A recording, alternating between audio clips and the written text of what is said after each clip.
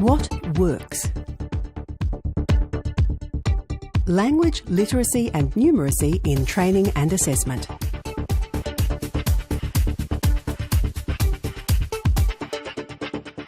The best way to encourage good learning skills in your classroom is to be a good teacher, in fact.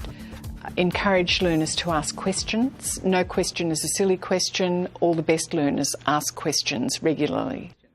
Well, when I do ask them to ask questions about things, there's usually a dead silence. So I get them to speak to the person next to them and talk about the types of questions they could ask, or sometimes in small groups they feel more comfortable working in pairs or small groups, and then we get the group to present the question so that it's not too much pressure on them and that they don't have a sense of failure because it's a group situation. In a vet classroom, you're working with adults, often mature age adults. Adults have experiences of their own and refer to those. Let the learners bring their whole selves into the classroom and build on their strengths, build on what they know, give them confidence.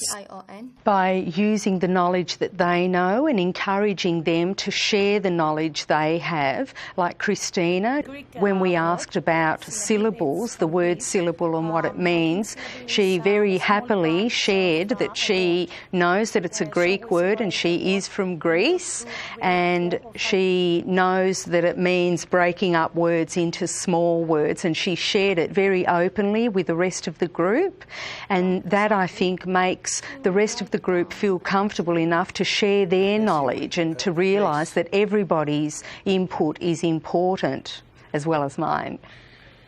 So it's actually bringing it down to grassroots level where they can understand because of their own experiences, so you're connecting to knowledge that they've already have and then building and developing on top of that. And if you can't do that, I think that it's you kind of may as well go home, really. Once we start developing those skills, and we don't throw our students in the deep end and expect them to do any complex planning from day one, we will actually walk them through, step them through the planning process. We will prompt them as to what they have to write down and why they should do it. Eventually what we do, we start leaving steps out and they have to fill in the missing steps. To the point that we would expect them to be able to give us a reasonably good plan on a task that they have to do. We've got to try and educate them that there isn't going to be somebody standing beside them giving them the answer all the time. We try to make them independent thinkers. So we give them a range of places that they could source information, whether that be an internet search or whether it be picking up the phone and asking for some information from a particular supplier or a particular company. Once they get into that mindset that they can solve the problem, they're taking that one step further and they're looking at their activities here and possibly their day-to-day work, and they're solving other problems as they go. Doing something once, nobody ever learns it. Doing something a couple of times brings it to become a procedure or a process that we learn to follow, and we're all creatures of process and habit, and if we learn something by a process, then we get there, so practice makes it work. Vocational training is for everybody. It's part of lifelong learning. It's not just the workplace, it's the whole person.